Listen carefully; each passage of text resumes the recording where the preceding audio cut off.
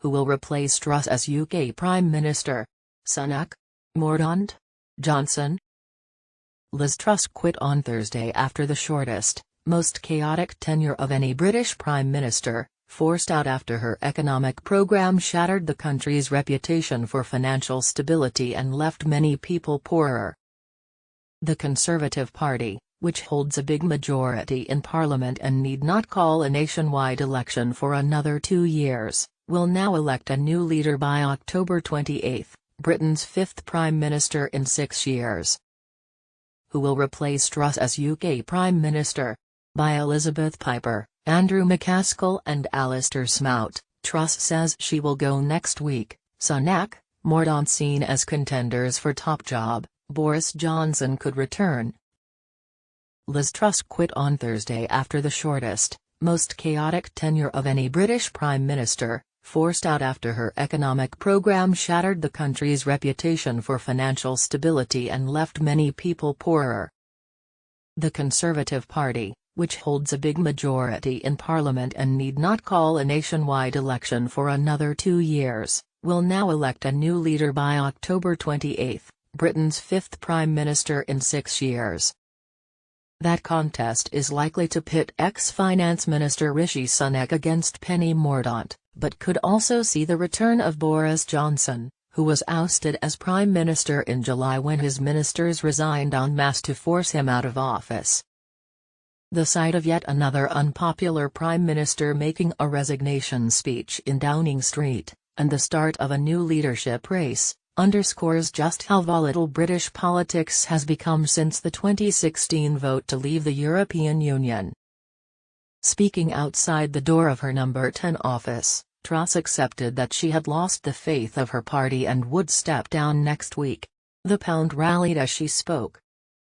"I have therefore spoken to His Majesty the King to notify him that I am resigning as leader of the Conservative Party," said Truss, who was supported only by her husband with her aides and loyal ministers noticeably absent.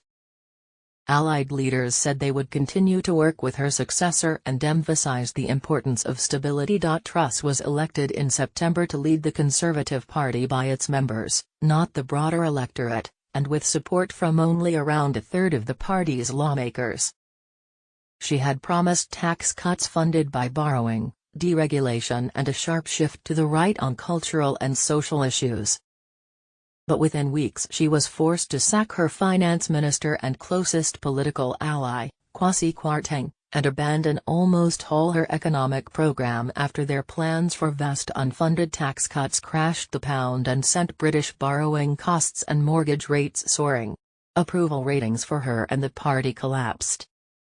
On Wednesday she lost the second of the government's foremost senior ministers, faced laughter as she tried to defend her record to Parliament and saw her lawmakers openly quarrel over policy, deepening the sense of chaos at Westminster.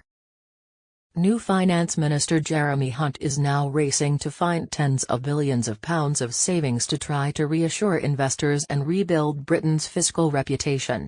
With the economy heading into recession and inflation running at a 40-year high, millions of Britons are struggling with a cost of living crisis.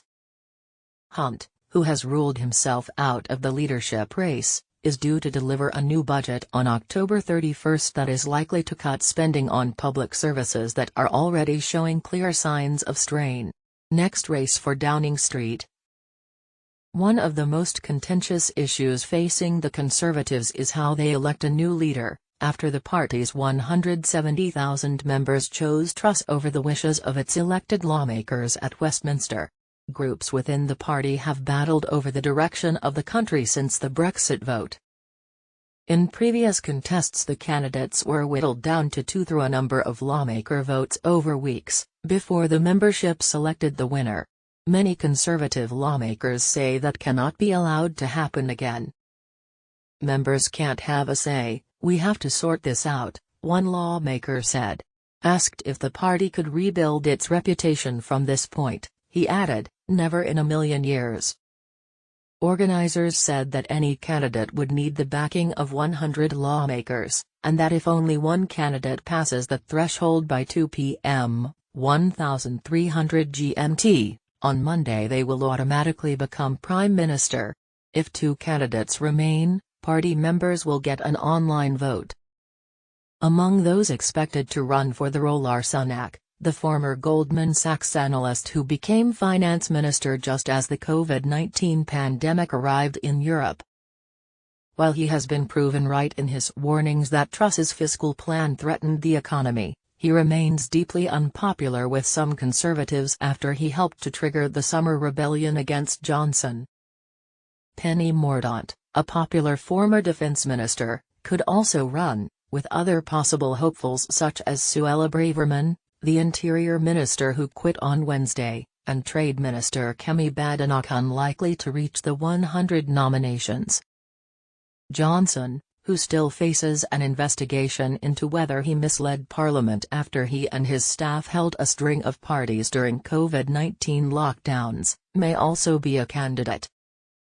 The face of the 2016 Brexit campaign has loomed large over politics since he became London mayor in 2008. He led his party to a landslide election victory in 2019 but was driven out of office in July by colleagues who were disgusted by his conduct. "I hope you enjoyed your holiday, boss. Time to come back," one Conservative lawmaker, James Duddridge, said on Twitter, adding, "I hope you enjoyed your holiday, boss. Time to come back." Truss will enter the history books as the Prime Minister with the shortest tenure, replacing George Canning, who had held the role for 119 days when he died in 1827. The main opposition Labour Party, and many voters, have called for a general election. "She's not been voted in uncertainly, the policy decisions she made, none of the British people asked for any of those," 50-year-old Kayleigh Rogers told Reuters outside Downing Street. "So, right and proper she should go. She's not been voted in uncertainly, the policy decisions she made, none of the British people asked for any of those,"